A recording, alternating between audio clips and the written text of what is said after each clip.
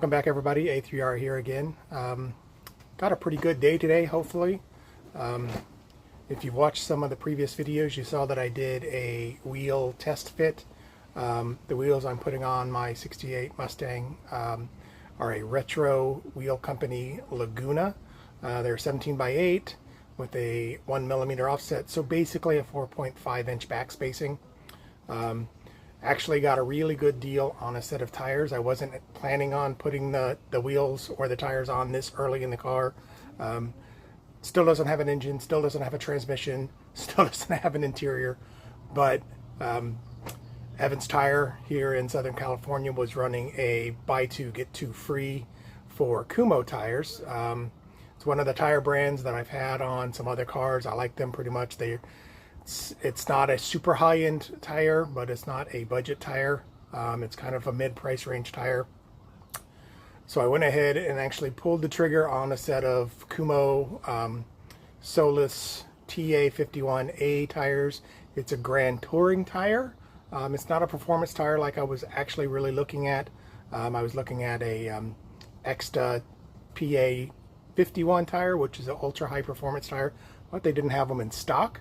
But the guy at Evans Tire gave me the Solus TA51s for the same price as the Extas. They're normally about $35–40 more expensive a tire. So I got four Kumho 235/45/17 tires, mounted and balanced for $520, which for me is a pretty good deal on a set of pretty high quality tires. The only thing I don't like is that they're only 235s, but if you watch the previous video, when I did the mounting on the front, the lip of the wheel was very close to the outside lip of the fender. So I was concerned with having a little bit of poke on the tire outside of the fender well, which is something that I personally don't like. And I do want to run the front end fairly low. I want to have a pretty good stance on this car, so I want the wheel tucked inside of the fender well, and I don't want to have to worry about any issues with the tire rubbing.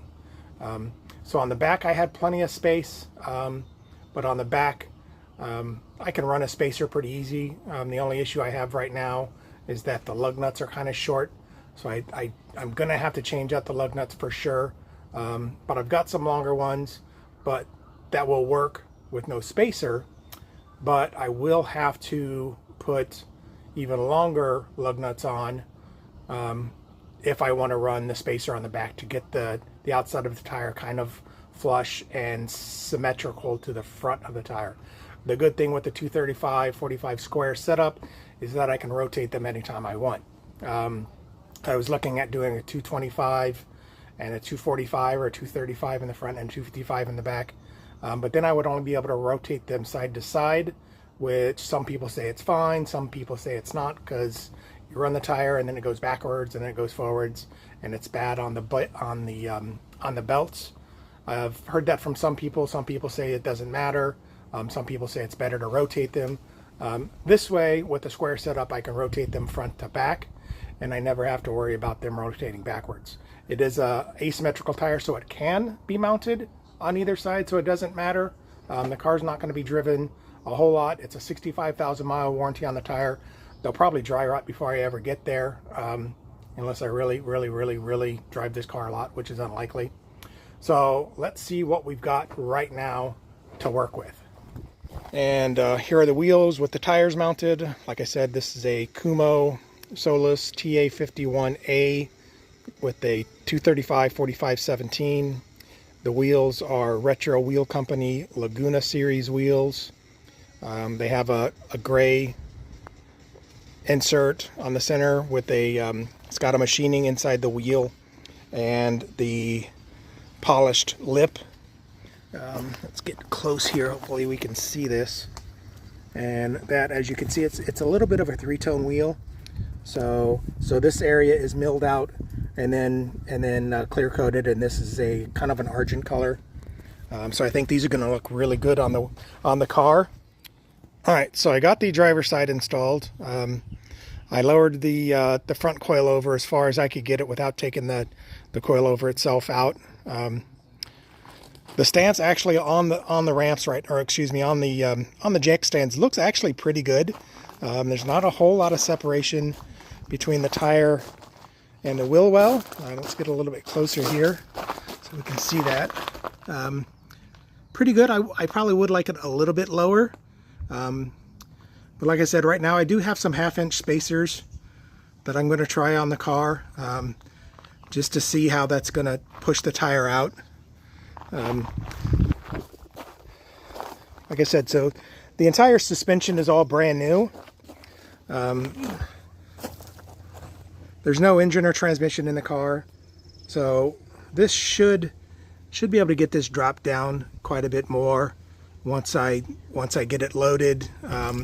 Just the weight of the engine and transmission will drop the front end a little bit. So I probably would like the front end down. Let's see if I can get it to where, yeah, there we go. So we've got about an inch of gap between the tire and the fender well. Probably would like that cut in half, maybe 1/2 inch on the front. I don't need it slammed. I don't need it super low. I don't want to worry about rubbing. Same thing with the back.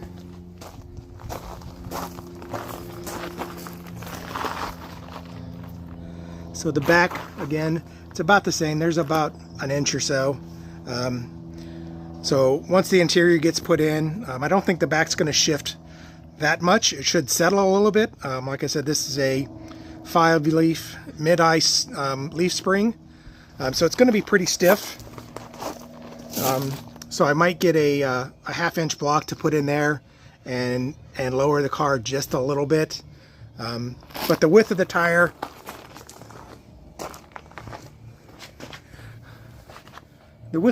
is okay. I would have liked it a little bit wider. The 255s would have looked really, really good on the back of the car. Unfortunately, this tire doesn't come in a 255.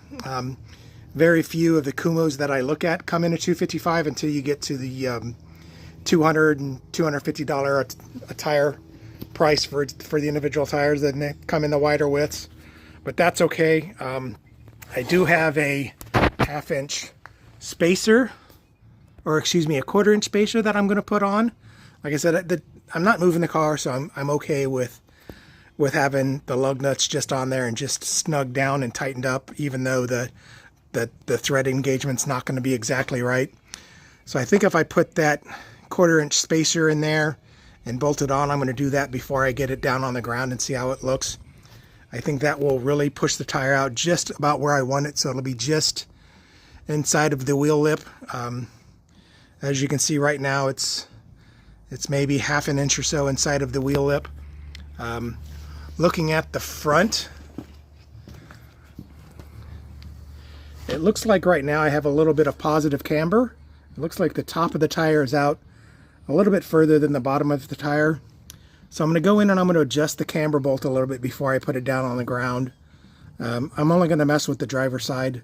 I'm not super concerned with how the alignment looks on the passenger side, because I'm just trying to get a feel for how these tires and wheel combination is going to work. I've got a jack underneath of it just to hold the tire up, just to see where it's gonna sit. Like I said, there's nothing in the front of this car to weigh it down, but I'm okay right now with how that looks.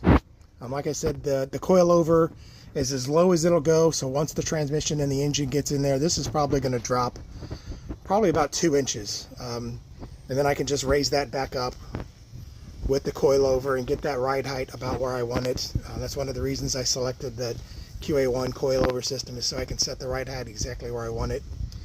This is the 400 foot-pound springs, so the front should be fairly soft, a little bit softer than probably stock.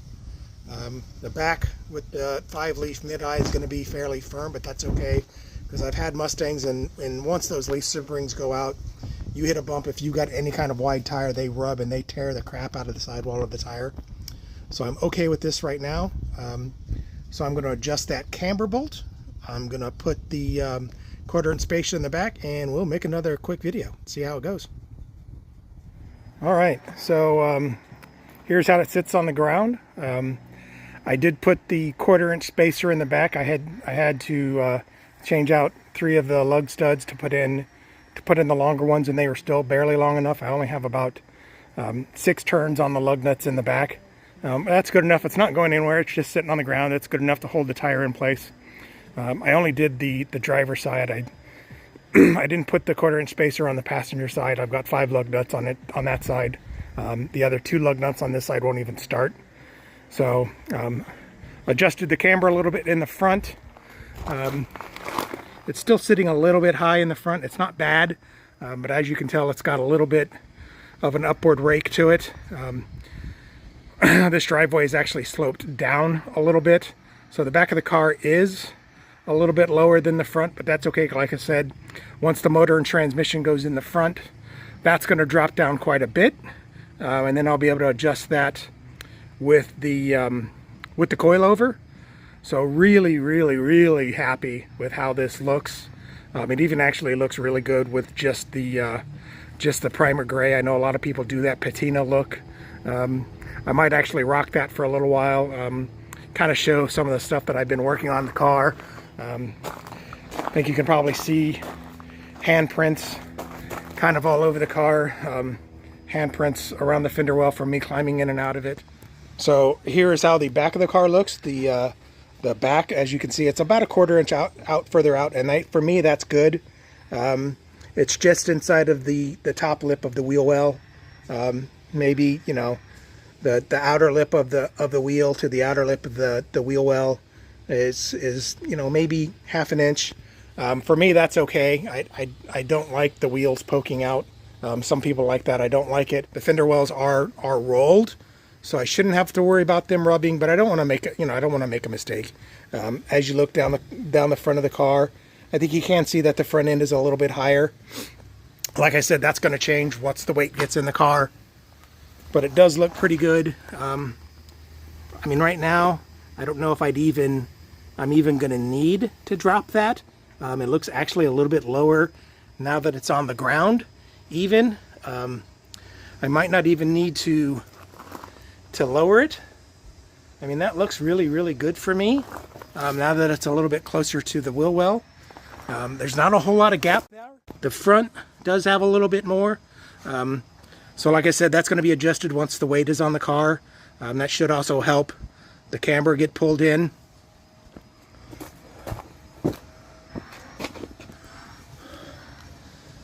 I did adjust the camber while it was up, but now that the car is down, that camber bolt might have shifted back. I know they're prone to shifting if they're not super tight, but right now it looks pretty straight. It looks like almost maybe zero camber, maybe a little bit of positive, but that's okay. Like I said, where it's sitting right now, it's about even with the back to the top of the fender well to the outside of the tire, maybe a little bit less, but like I said, once the camber gets adjusted, that'll tuck that top of the tire in just a little bit and make it sit pretty symmetrical to the back.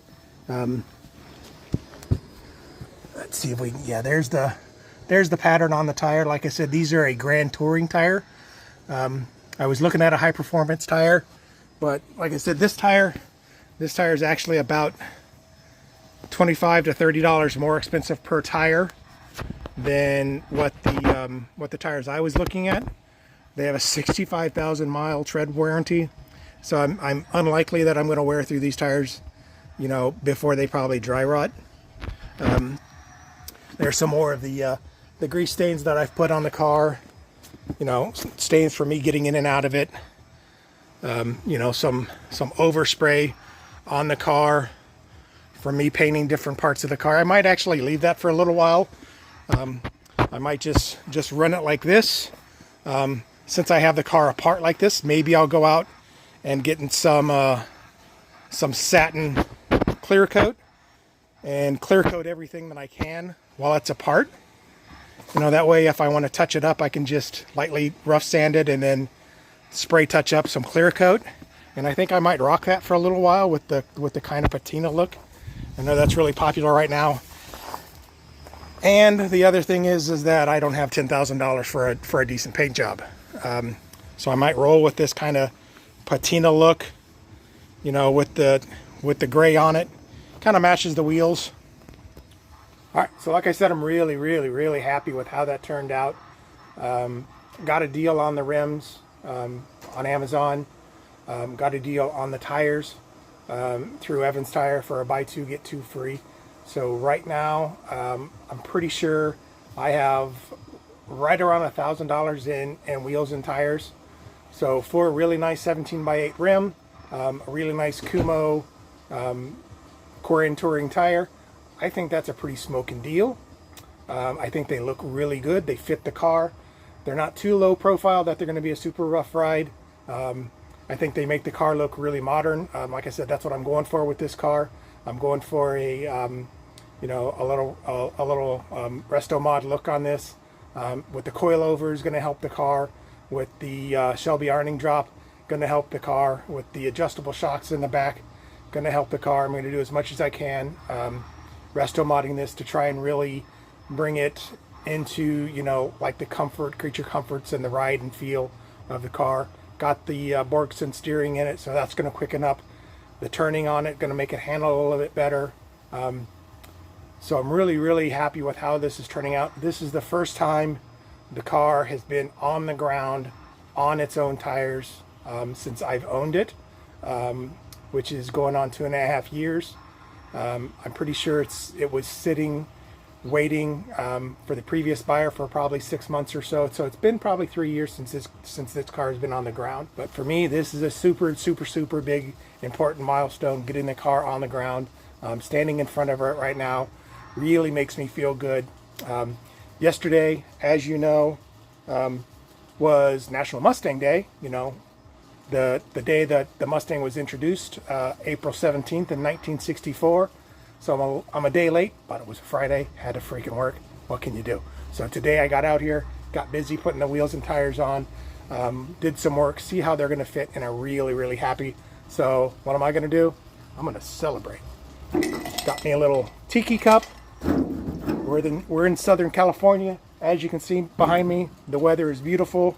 Malibu cocktail, Pineapple Bay Breeze, 21 and over. Don't drink and drive. Be smart. You think a $10,000 paint job is expensive? Get a DUI. You'll be sucking. You'll be hating life. So let's get this open. Get that poured. It's a little pink, but that's okay. Love pineapple. Like the flavor of it. There we go. I'm not going to drink this on YouTube because this is made for everybody. So I'm not going to do that.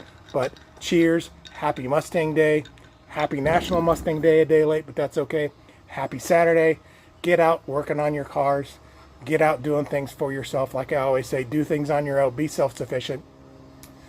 Keep watching the channel. Subscribe, follow. I'm going to post this up once I get it edited and get it on the channel for how these wheels and tires look. So enjoy the channel. Get out. Have a great day. Have a great weekend. Happy Mustang Day. Love y'all. Project 68.